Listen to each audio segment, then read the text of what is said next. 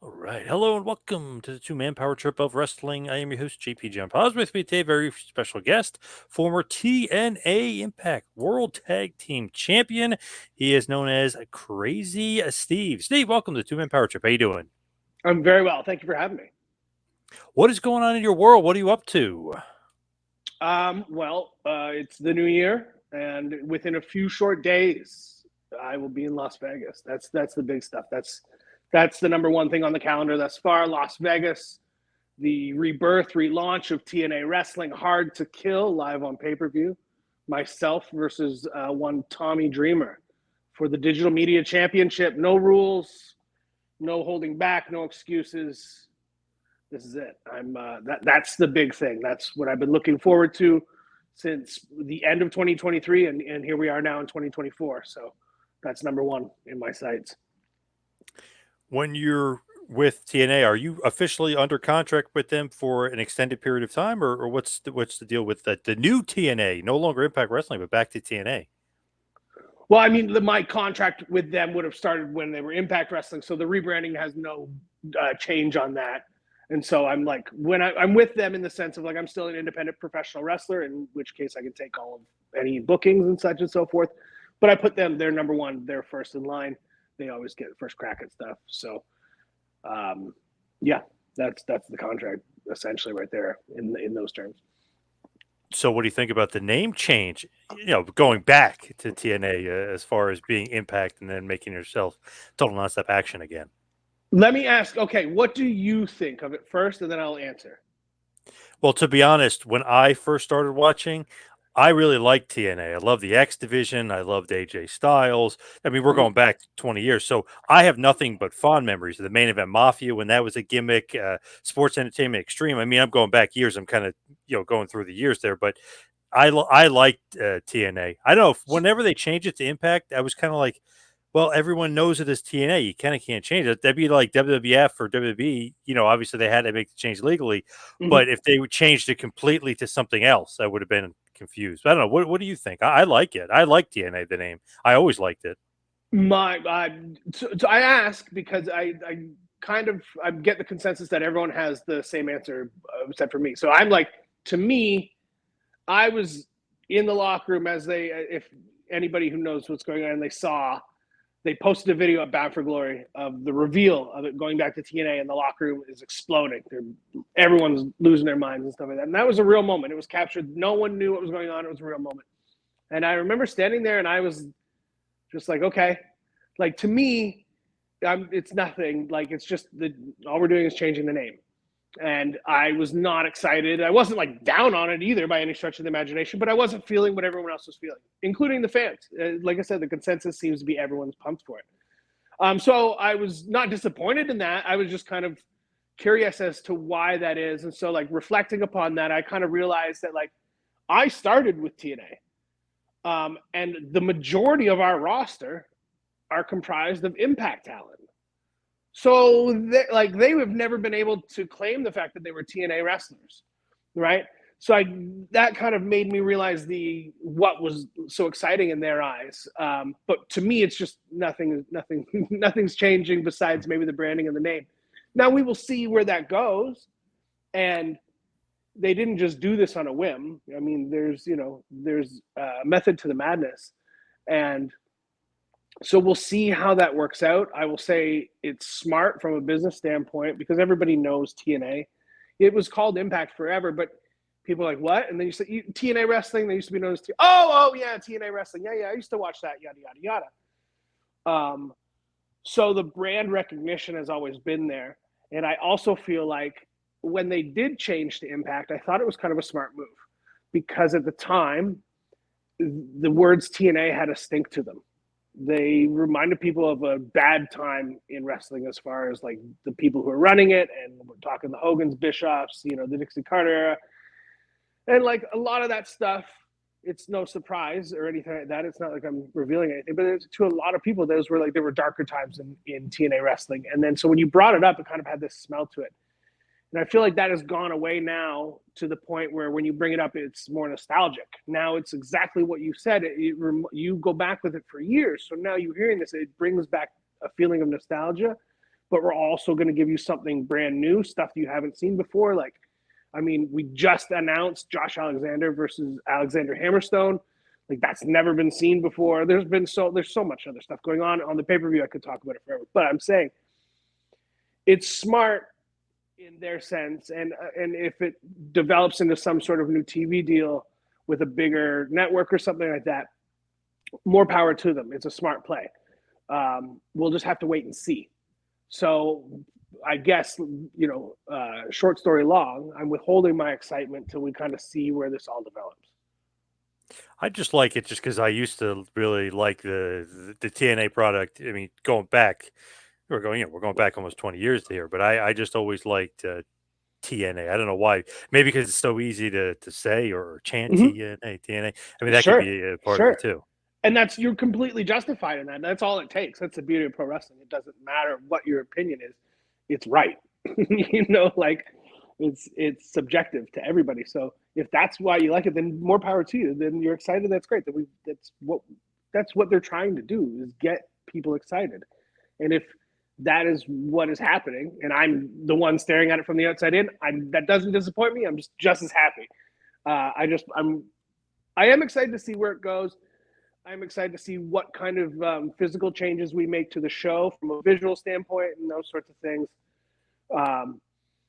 So that part to me is exciting. But as far as like the bigger picture, we just have to wait and see. Now, when you first got into TNA, how did that happen? Like, how did you get recruited in? Who brought you in? And when was that exactly? I was first signed in 2014. And that was just through trial of like bugging them for years. I'm trained by Eric Young. So I broke in 2003. And then I'm trained by Eric Young, so that helps in that manner. Like, he's not going to make sure I get a job by any stretch of the imagination, but at the time I was sending physical packages of DVDs and resumes and backstories. So those packages would go into his hands, and he was able to put them into the right person's hands. And then whether they took a look at it or not it's up in the air. They happened to be Bob Ryder, God rest his soul. And he was the one who called me and offered me a tryout. I came down to Orlando, Florida for 2 days. And I did my tryout. That's a whole nother story. It's a whole nother podcast. Did my 2-day tryout. And then they kind of said, okay, well, you'll hear from us if we think of anything. And I was very happy with my performance on both days. Everybody else was too. Like, the roster was who had never met me before was like, dude, I don't know who you are, but you crushed it. That was awesome. Like, they've always been supportive from day one. And then I was just about to move to the United Kingdom. I was 2 days from moving to the United Kingdom when I got the call from Bob Ryder, who said that they were going to hire me. And I was like, well, what do I do now? I'm moving to the UK, which doesn't seem like a big deal if you're kind of looking at it. But like, I mean, the way I was looking at it was, I'm a Canadian independent wrestler with no buzz, really, and I'm moving to the UK. So if you want me for TV every 2 weeks, that's a plane ticket on you, which is coming from the UK to Florida, and so that's a pretty penny. It could sour him on the deal, and I was just nervous about that part of it. And he was like, Bob Ryder, God bless him, was like, no, don't worry, go do your thing, and when we're ready, we'll use you and we'll figure something out. And we did, and the rest is kind of history from there.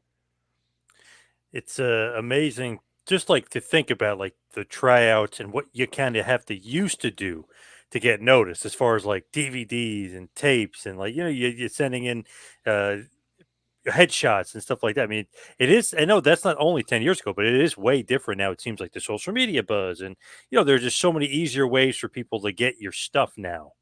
Yeah, absolutely. There was much easier ways for this generation to access, the right eyes. And it's a blessing and a curse too. I mean, it goes both ways. But it's definitely easier than it was when I was doing it. So.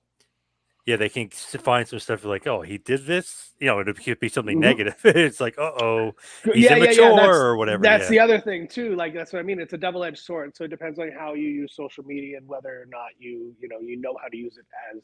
I mean, if you're going to be a professional wrestler, and that's your dream. Well, the first part of that is professional. So you have to be professional in all walks of life, not just inside the ring, right? Yep. So Was your first big break, was that with the Menagerie, with the Mike Knox, aka Nux? Was that the first really like kind of breakthrough for yourself on TV? yeah, 1,000%. Yeah, that's what I debuted with. Like when I did my tryouts, I've always been Crazy Steve, from the face paint to straight jackets to loincloth to all sorts of different variations, but I've been doing that from day one. It's not something that I so much adopted, but it is me, right? So when I did my tryouts, I found out through the grapevine that like they never had the idea of like a crazy clown within this circus thing. The whole idea just started off with Rebel and Nux, and then it just kind of started adding on to that. And once I saw me perform the first day, I got an inclination that they were maybe looking at me as some sort of clown. So the very next day, if I was going to perform, I had it in my brain that I was going to change everything from like my face paint to how I walked to the ring to all this stuff to be undeniable, in the sense of, if you're looking for a clown, then this is what you're going to get, and you're going to hire me because I'm that good. I can do it. You just got to tell me what I'm doing. Give me direction, essentially. And so that's what I did, and it worked out that way. But that would be my big break as far as like exposure is concerned. Up to that point, I'd just been wrestling on the independent scene throughout the United States and Canada for the past like 12 years. So if you didn't see me then yeah. Right. Go ahead, sorry. I was just say, how do you explain or tell somebody like, who is Crazy Steve? Like that gimmick when you really break it down, crazy psycho clown who's like unleashed, basically out of the asylum. Like, how would you explain Crazy Steve?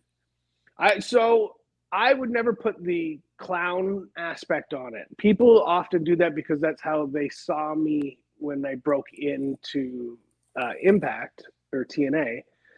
Which I'm not like that.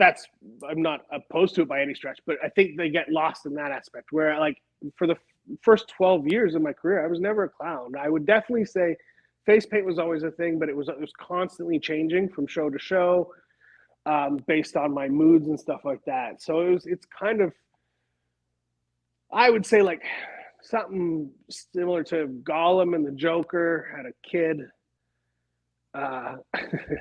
And then that kid was babysat by Beetlejuice, and then had some sort of family with the Manson family somewhere along the line, and then also grew up reading the Book of the Dead from Evil Dead. So it's an amalgamation of all those kind of things in one. And then a crazy thing to just throw on top of that, about you and your personal life and what what you truly are. I mean, you're legally blind too, so you almost throw like a little bit of Daredevil into there as well, right? Yeah, I'm like a shitty version of Daredevil though. I don't have like the cool powers or anything like that. I'm just like the Walmart version. But then it's definitely true. It definitely plays into the story of it. And it was something like when I first started wrestling, I never wanted to be known as like the blind wrestler. So I didn't tell people for a very long time. I wanted to be known because I was smart enough to know like wrestling could take something like that and utilize it. Like Zach Gowen, for instance. He was thrown on to SmackDown having minimum matches underneath his belt. But because he had one leg, they threw him on TV. And he did his part awesome. Don't get me wrong. It's not a knock against the guy, but that is how it happened. So I knew pro wrestling could do that. And I didn't want to be known for that. I want to be known for my wrestling, for my skill. And then if you happen to find out about that afterwards, then it just kind of adds to the story on top of that. So, but it is a thing. It's a real aspect of my life that I've had to overcome and deal with, on a daily basis. Just to stay there for 1 second, I just think it's amazing that you could do wrestling at a high level, be on TV and everything else, but technically you're blind. You know what I mean? It just seems to me like, wow, that's a huge thing to overcome and to be successful. No, for a wrestler. I mean, I get so. Yes, I've been told this many times that Right. that is the case, but I have nothing else to compare that to. This has just been my life. So to me, it's normal. This is normal. It might sound crazy to you, but that's my normal, right? Yep. So yes, in the grand scheme of things, if you put it down on a piece of paper and you just write out the facts, it does seem special. It seems extra, and if that's the case, then awesome. That just comes from me being naive and obsessed, and just wanting to just not giving up and moving forward, to the best of my ability, mind you. So like, yeah, I'm very lucky too. I'm very fortunate as well, and I definitely say that. Now, I'm big dumb. I'm a fool, whatever. But is it almost like Daredevil? Like as far as like if you've seen the show and the movie and stuff, like how he sees, is that almost like how you do it? Well, how would you know? Because like I have nothing to compare it to. I've only seen it Right. like Okay. this, right? So like Right. I've been asked the same question multiple times. Yeah. I would So imagine. Yeah. but that is Yeah. the truth of it, right? So the best way that I have kind of been able to come up with an answer for a question such as that, if you just take the idea of you're a fan of pro wrestling or not out of the window and just watch one of my matches, Yep. then preferably one, like a newer one, even like Decay stuff too. So for this reason alone, if I'm already blind, right? I Hmm. can't I can't see the ring ropes. I can't see the fans. My opponent, I can see my opponent, but like I'm not picking out details. I couldn't tell you the color of his eyes, or if they have writing on their gear. I couldn't tell you what it says or anything like that. Then you watch an entrance like that, they black out the entire arena. They fill it filled with smoke, right? And then they shove me out of a curtain, and I walk my way to a ring, right? Right. I'm blind, by the way. There's no reason for this. It's cool. It looks great on TV, but it is always a thing. It always makes me laugh. Or even like if you go back to the Menagerie days, it was the same thing. They would shoot me down a ramp on a tricycle, right, with all these colorful Yeah. lights and smoke and stuff like Yep. that as well. Excuse me. But yeah, so like it has, it definitely affects what I can and can't do in the ring from a physical standpoint. But then that's just up to me to work around that and be creative. And again, just don't let that get in your way. Okay, well, if like I don't throw a lot of punches, for instance, not for any other reason than I don't think they look super great, but also sometimes I'm either going to clip you or I'm going to completely miss. And that's an eyesight thing. I understand that. So if that's the case, then I'm just not going to throw punches. I'm going to do something that I'll figure out another way to strike you that looks just as good, and I can do it with full confidence. And that's just a small example of what kind of things I've had to come to terms with as far as pro wrestling from a physical standpoint. And I feel like we're on year 22 now. I'm doing okay for myself. Yeah, to say the least, right? Yeah, you're definitely doing okay for yourself. Just to me, it's pretty amazing just to think about it. It's like, wow, like you didn't let anything stop you. Nothing can stop you from being a wrestler. Right. And I say that with the idea that I pride myself on being a safe professional wrestler.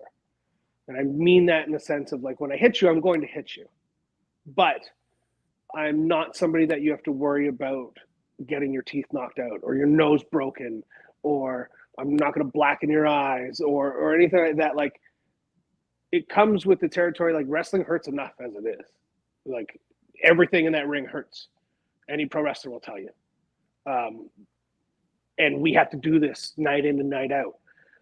I'm in. If I hit you, I'm hitting you with the intent to hurt you, but I'm not hitting you with the intent to injure you, because we have families to feed, we have bills to pay, we all have to get up and do this again the day after, and we have crowds that we're here to entertain.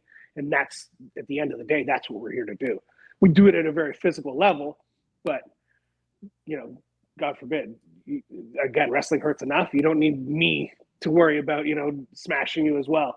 So having said all that and being able to do that with my poor vision enough as it is, I feel like that is a testament of into itself, right? Like I'm Canadian, so I'm born on Bret Hart. It's put in your blood, and he was always somebody who appreciated the art of professional wrestling in the sense that he could kick you fully fledged in the face, and you could have a camera right up close, and we've all watched it as kids, and you know, whoever it is can come back the next day and his face isn't swollen, he didn't get a concussion, anything like that, because Bret was so good at what he did. And I admire that, and that's what I strive to do. Now, I'm by no means am I a Bret Hart, but I'm at least that is like one of my goals from as it pertains to being a professional in the world of professional wrestling. Brett, one of the best, and like you said, never hurt anybody, but it looked like all his matches were very physical and snug and stiff and like all this other stuff, but not really. He's just so good, you just really couldn't tell. I mean, he's the best of He's the best. he's a magician. Yep. Yes, and that's the I feel again like that's the art in professional wrestling.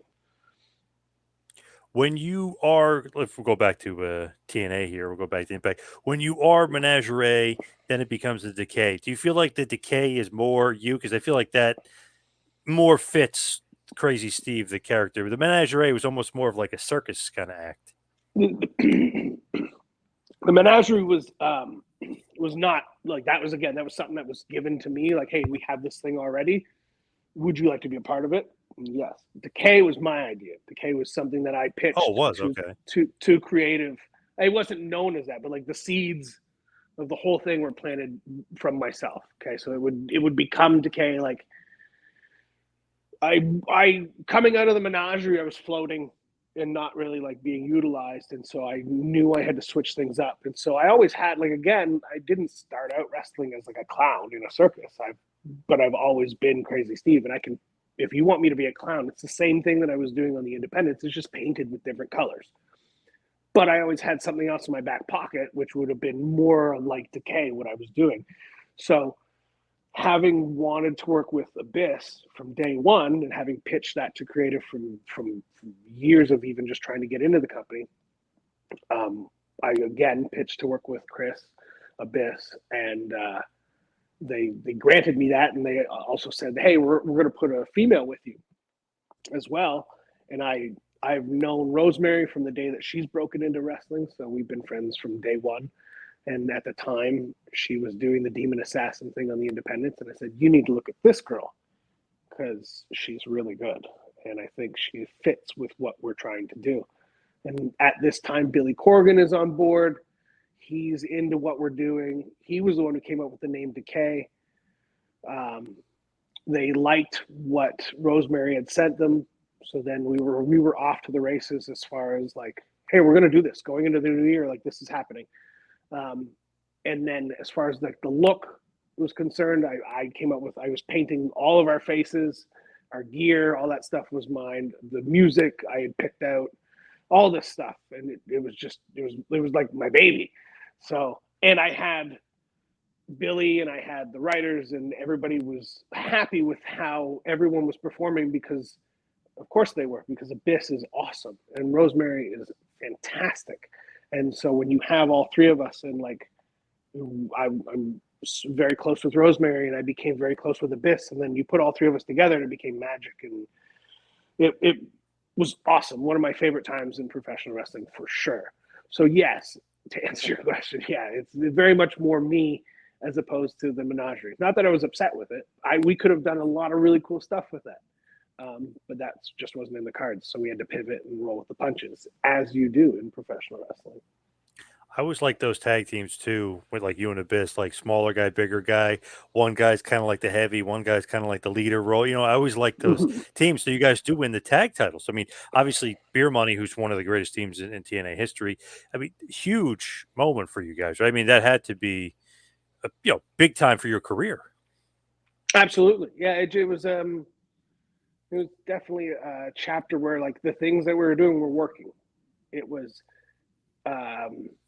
very validating in the sense, because like I said, like they trusted our input, and that's why I've always liked working with TNA or Impact, whatever you want to call them.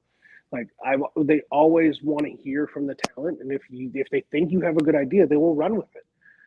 And that's what was happening with Decay. Now, it also helps that we have someone like Abyss who has tenure with the company and who they trust. So if they're not going to, even though that I had been there for a few years and Rosemary is brand new, if they're not going to listen to the idea from us, they will listen to it from Abyss.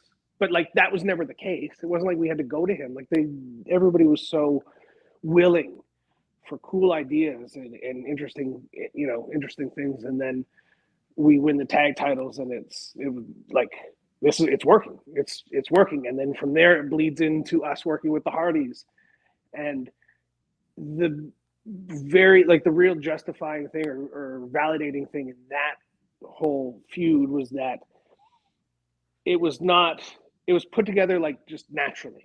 It was never part of the plan. The Hardys were like very hot going in, and we were right behind them, and so it just made sense to converge these two entities together. And it wasn't like one of us was pitching to work with the others. It just happened. And then it took off from there because of course Matt and Jeff were white hot, and it was awesome.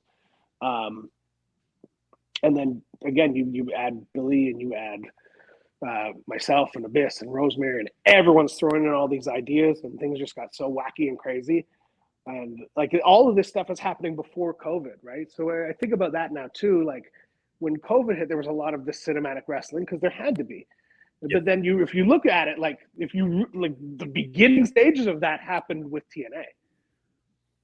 Absolutely. The broken universe and the broken Hardys and the Deletion and the Great War and all the other stuff they had going on. That's got to be a lot of fun though, because it's like, all right, let's just throw stuff out there, but throw stuff out there and then everybody's like, man, this is awesome. How come we haven't seen this before? Like it's fun. It's fun when you actually have something that's like, all right, it's wacky, but it's a great idea.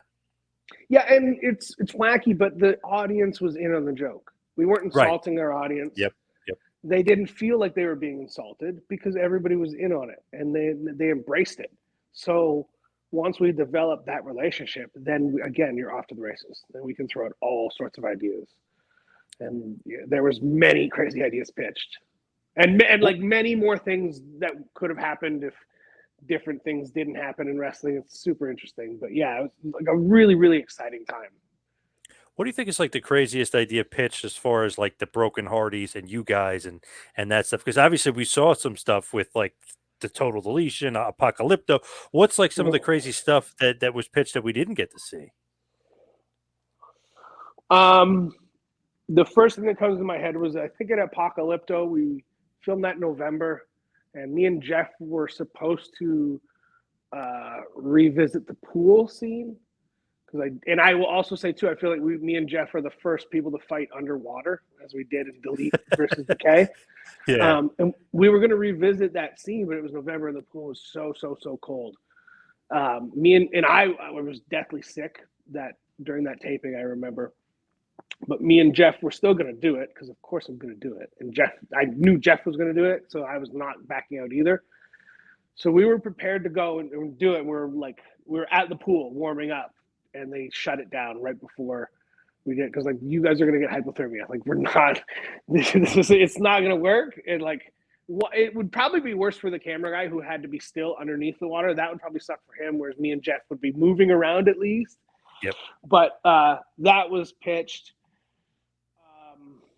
This isn't necessarily an idea, but this is just kind of a story that happened. In Apocalypto, I was shot out of a volcano, if we remember, Tag Team Apocalypto, if we want to go back. I was blown out of a volcano. And so Jeff had built a volcano in his backyard, because of course he did. And the whole time that we're filming, this volcano has fire coming out of it, and we've been filming for several hours. And we're getting ready to shoot the scene where I'm taking Jeff's Twist of Fate into said volcano, into the hole, which is a big barrel. And like we're literally coming up to like minutes away from shooting it, or at least 30 minutes away. And I had told them like, you guys, we're gonna have to put out this fire in this barrel. You realize I'm not like it's red hot. Yeah. I'm gonna have to take a bump into it. And everyone kind of clued like, oh yeah, you're right. I guess we are. So we needed to have take time to cool this thing down, because I would have melted literally inside this barrel. There's just so many crazy things. Like a drone shot fireworks at my face. I fought Matt and Jeff Hardy in fire, and like it's all Yes. at night. I can't, and I'm blind. Keep that like don't let's keep that in Yeah. mind. Remember Like that. fireworks are being shot at my face.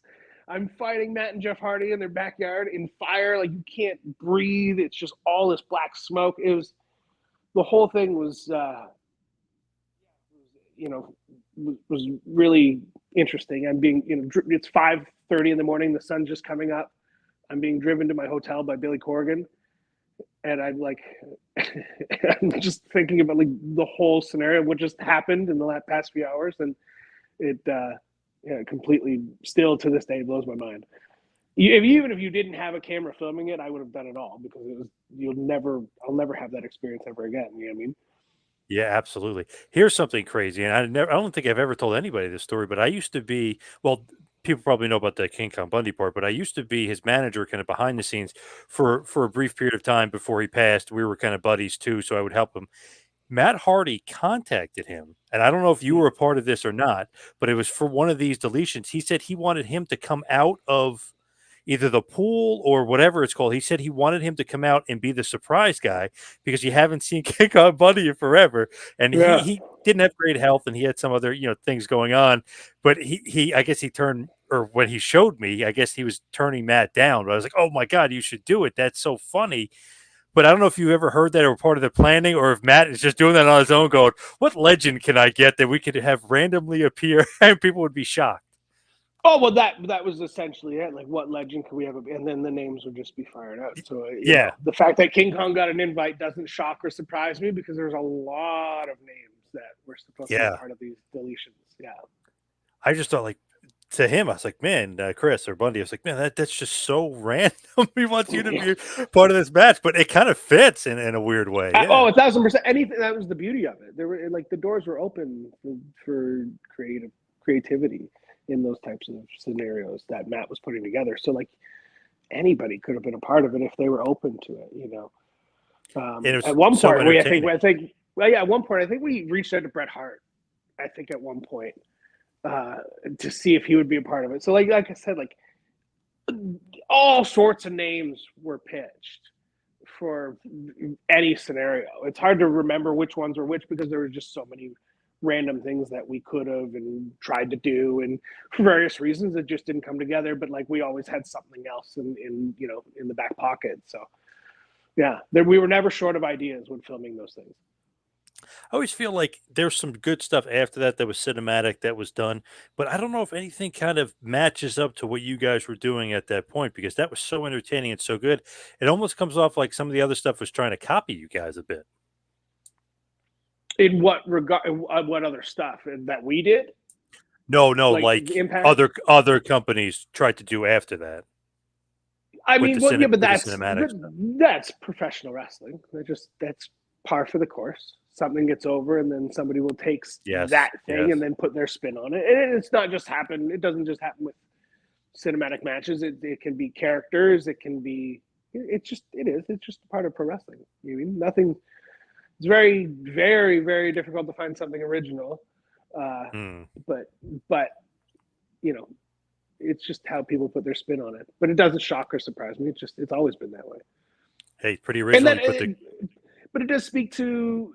I guess it speaks to the reach that Delete or Decay and Tag Team Apocalypto had at the time. If other companies are trying to jack your stuff, then that's not necessarily a bad thing, no, right? nope. All press is good press in a way, right? So, um, yeah. So I mean, if anything, it's a testament to to how successful it is that what we were doing. You put the crazy minds of Crazy Steve and Crazy Matt Hardy together. You get some good stuff out of there. That's right. That's right. So when you decide to kind of move on from TNA, you do try out for WWE, right? I mean, you did get a tryout down at the Performance Center at one point. I did. Yes. So what happened? What was that all about? And like, how do you get the tryout? Like, who contacts you? Again, it comes down to not who you know in pro wrestling, but who's willing to say they know you. You know what I mean? Like, I mean, I know a lot of people in professional wrestling, but if I'm a dick or I'm an asshole, then those people aren't going to put their neck out for me. You know what I Right. mean? Yep. So I knew the tryouts were happening, and then it just became an option. My contract was coming up at the time anyway, and so it became, well, this could potentially be an option for you if you'd like to try out. And I had a bunch of friends who had worked there at the time, in Bobby Roode, Eric Young, Sean Spears. All these guys are working for NXT, so I'm getting kind of an idea of like just through just random conversation of like, hey, what's it like there? Are you happy? This, that, or the other. So it just became more and more of a reality and more of an option. And then at the time, on that side, but then on the Impact side, we were going through a change in management. Jeff, I think, was looking to take back over at the time. And then it came time for my contract to come up, and then they offered me something that I didn't necessarily agree with. And then I made my choice. So I just chose to go this other route and kind of see how that worked out. And I think looking back on it, like if I didn't make that choice, I would regret it. I thoroughly enjoyed my tryout with WWE. They were awesome. Everybody was super professional, and it was a positive experience all around. And it gave me a sense of confidence coming out of there that I don't know I would have had I not tried out for them. And so, yeah, and that was that. And then after that, like, it's kind of an example of like betting on yourself, but like it doesn't come up like how you want it to. So I had to pivot again. I had to roll with the punches of like, okay, so like that didn't work out how I wanted it to. I'd come to find out that no one in our tryout, we had 50 people, and no one got signed, and that was really strange. And then I come to find, or at least I was told, and I couldn't tell you the source or how justified they were either, but it was like they were on a hiring freeze at the time of the tryout. And I was like, okay, well, that begs the question then, like, why are we having tryouts if you guys are having a hiring freeze, right? But Right. also Makes no sense. Yep. knowing professional wrestling and how ridiculous and crazy it is, regardless of the company, it didn't shock or surprise me either. Yep. So I was like, okay, that actually makes sense too. Yep, because I've heard crazier stories, to be honest with you. So if that was the case, then okay, whatever. Like it doesn't matter anyway. It doesn't change anything, regardless of what the reason is. It doesn't change anything. I still have to move on. So that's what I did. The wacky world of professional wrestling makes no sense, but then it makes perfect sense. It's such a weird business. In the same time, yes, absolutely. So obviously, there's OVW, some NWA stuff. I mean, you're all around. You're doing stuff, but you end up back in Impact. Is that something with you have like a great relationship with Scott D'Amore, or is that something maybe comfortability or something where it's like they want you back because they know like what you're capable of and they have a role for you there? No, not any of like. I have a history with Scott, like, but it comes back. Like, I mean, the reason why I was able to float around as much as I did in between that is just because, again, it comes back to professionalism and having a good rapport with the people that I've worked for. So I was able to do that. But then when it comes to Impact, it happened to be timing and place, right? I was local. They can trust me. I was suited for the role that they needed me in, which was just like it was a surprise in a 6-man tag with Rhino and, ironically enough, Tommy Dreamer. And I was close, and so they needed me. And Tommy was the one who called me and asked me, "Hey, do you want to come in and do this?" Sure. And we looked at it as like I wasn't trying to get a job, and they weren't calling me for a job. But at the same time, they're like, "Hey, come out for these TVs and we'll see what happens." I was like, "Okay." So I treated it like a 2-day, just a job interview. We went out there and I did my job. And then my segment aired. The TV segment I did aired. And then as soon as that aired, I got a call from D'Lo and he was like, "Hey, we want to offer you a contract." I said, "Okay. There's a pandemic going on right now. yeah, let's go, let's play. And so that's how that worked out. And so, and good Great. on them, right? You know what I mean? Like where other companies are firing their talent, Impact Wrestling is offering me a job on TV with no audience. Sure, let's go. What was that like? Because that's got to be surreal. You're used to an audience, used to hearing some Mm-hmm. sort of audience, whether it's a positive or negative, but it's one of those things where it's unprecedented, which you heard a million times. This is unprecedented. It's unprecedented. But what did you think? I mean, it was Yeah. literally insane for a few years. Uh, right. And like, if you look at that big picture, God forbid we ever have to go through that type of a scenario again. But I'm saying, like, in the history of professional wrestling, this never happened. And I am a part of a generation that not only lived through it, but performed through it. In the big picture, that's pretty amazing, I think. It's not my favorite time. Let's put it that way. It sucked to Yep. perform in front of nobody. It hurts so much more. It sucks. It hurts so much more. No adrenaline, right? No, you try wrestling Moose for like 20 minutes in a main event with no one there. It hurts so bad. He's a large human being. Yeah. But yeah, like it's not there. It's like, I think anybody listening who is a professional wrestling fan has likely dabbled in backyard wrestling. I compared it to backyard wrestling when I was a kid, only I'm trained and I have all of the best toys to play with. Right? Nice. Like I have Yes. an awesome entranceway with smoke and there's actual cameras there, but there's no audience. It's the same thing I was doing in backyard wrestling. I was performing in front of nobody or pine trees or whatever, right? Yep. But also you looked at it as a challenge too. It wasn't. I didn't take it lightly. You hear of like during that time, people were stopping the cameras to like water breaks or whatever. I'm not interested in that. I made it a mission to anytime I was in the ring, you were getting it in one take. We're not stopping the cameras. We're going all the way through this. I'm only doing it once. I'm not interested in doing it multiple Yep. times in front of nobody. So, and the reality is, I always looked at it like this isn't going to be forever. There's no way I'm going to start relying on something like we can stop the cameras because there will be people back in these arenas and you can't stop the cameras then. So I ain't interested in even playing with that idea. I didn't realize that they were hiring people during the pandemic either. I didn't realize that. I mean, that's great on them because, like you said, there was a lot of cuts during the pandemic, which adds to the extra scariness of like, okay, I don't have a job and we don't know Mm-hmm. what the hell's going on in the world. We can't go out of the house. I mean, pretty crazy that they did that, but awesome on them. Very good on them.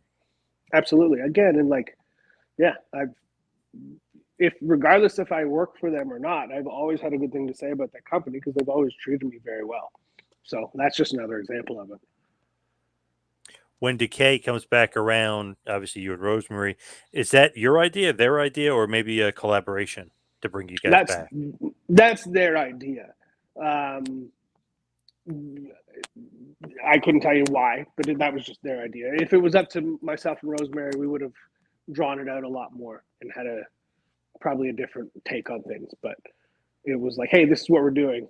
We're also adding Black Taurus. I was like, ooh, okay, all right. And then we're off and running. I was like, okay. So then again, you're just rolling with the punches. It was very different than the first go around because I didn't have nearly the control that I had last time. Not even control, but input because there's a whole different writing team that wasn't familiar with me and that I wasn't familiar with them too. So, and I didn't have like a Billy Corgan there. It was, again, this is somebody else's idea. So the second go around was far stranger for me because I felt so much more like a part of it. It was, or not a part of it. Like I was almost looking at it from the outside in. But then we did some really cool stuff uh, in that run as well. But it was definitely more so their idea than mine and Rosemary's at that time. Black Taurus, very good lucha libre star, if you will, very good luchador. Why did they put him? Just in their mind, they're just trying to get him over. Like, what was the explanation of putting him with you guys? Couldn't tell you. I was just told he was put with me. And then I saw him and I was like, oh, cool. He looks awesome. And then I get to know this human being and I'm like, oh, he is awesome. And it worked out perfect. So whether they knew that already or they just thought, let's see how this works out, then I couldn't tell you what their thought process was besides the visual representation of that person and Yep. what he brings and how that would fit in with us. And it worked. It was awesome. Yeah, I can't say enough good things about him. Man, he's very good in the ring. If anybody hasn't seen him, he's excellent against luchadors or not luchadors. Like it's guys like you as well. I He's a mean, great professional wrestler. yes, He's yes. fantastic at pro wrestling. That's the yes, yeah. Regardless of the situation you put him in, he is tremendous when it comes to professional wrestling. So obviously, feuding with him or teaming with him, he's great. That's the bottom line. I'd much rather team with him. He hits hard. He hits so hard. When I was feuding with him, it was 3 years of like, oh, this is what that feels like. For 3 years, I've been just seeing this from, man, I really liked it better when you were on my side. Right, yeah. Yes. Yeah, absolutely. Like as you're, coming back through, did you notice like a big time change besides the creative team from back when you were there the first time to the basically the return? No, not necessarily. Like, everything seemed familiar, but it all had its little changes at the same time too. Um, Regardless of what incarnation you want to look at, the roster's always been the same, and as it pertains to a bunch of hungry men and women who want to put on the best match that they possibly can, but also want their coworkers to put on the best match that they possibly can. Right? It's always been that way, regardless of roster. The writing team can switch in and out. The owners, switch in and out, but that part has always been the same. So it was a mixture of like stuff that seems familiar with little changes here and there.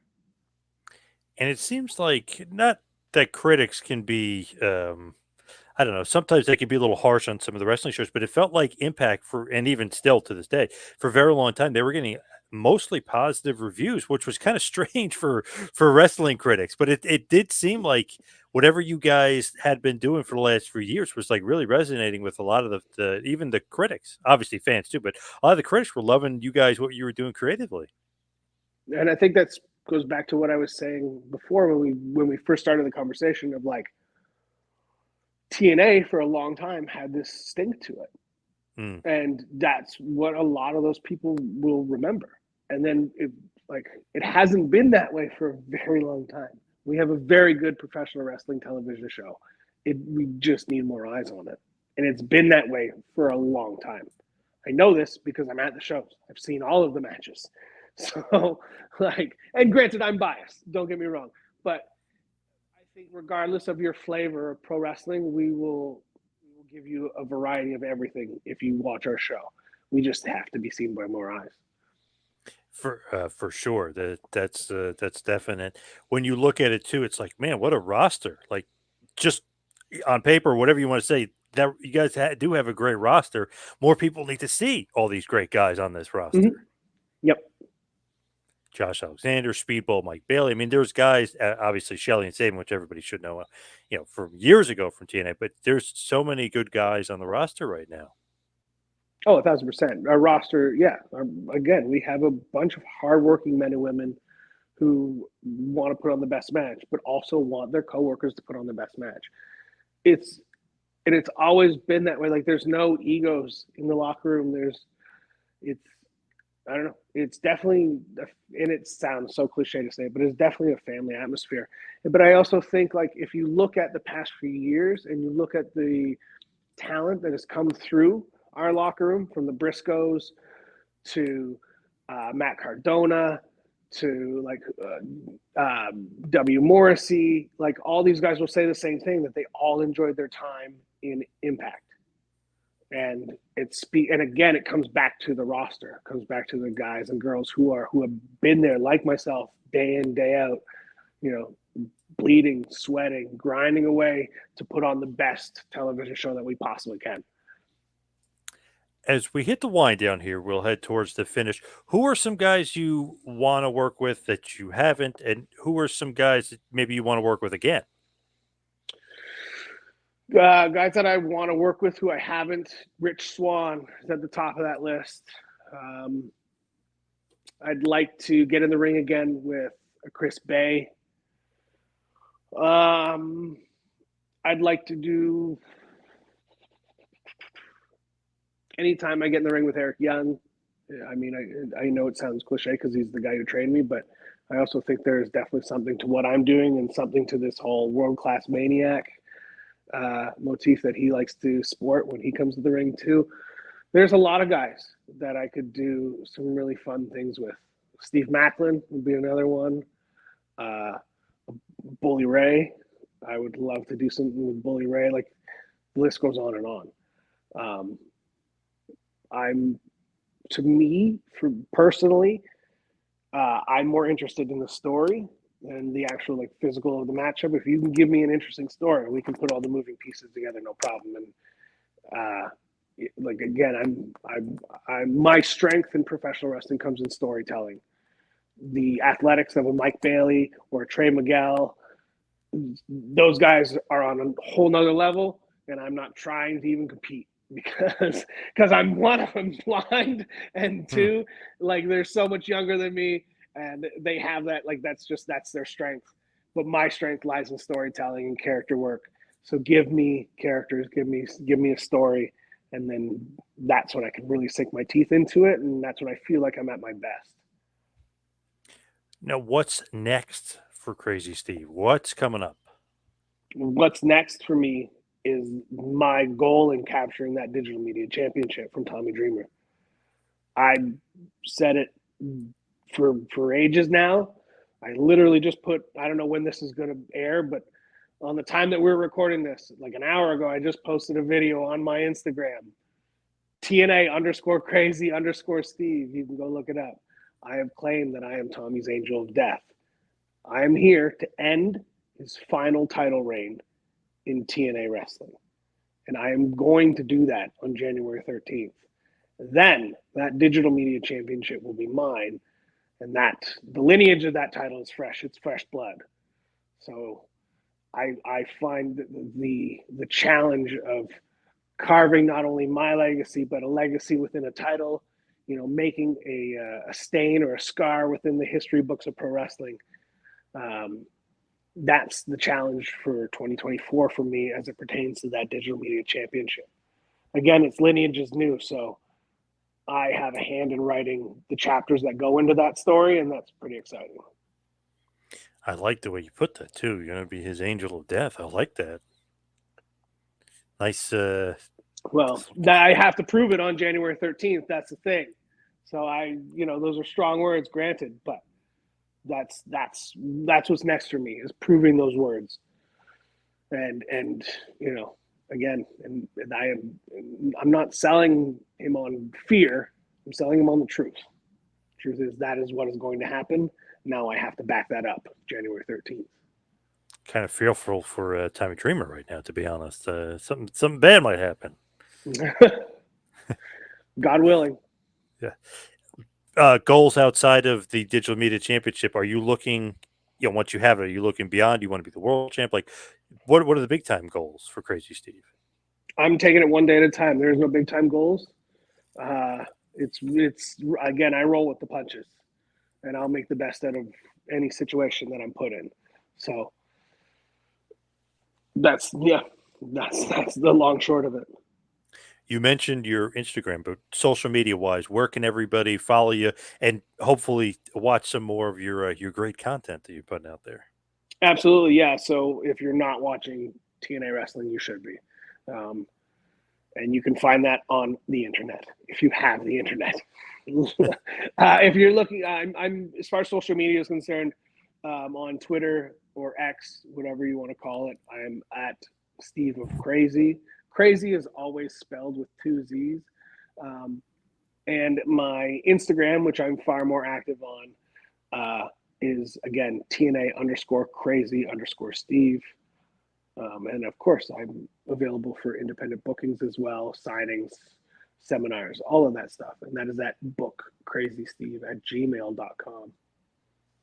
And I love this Angel of Death gimmick. I want to see more of that. I like the darker side of Crazy Steve.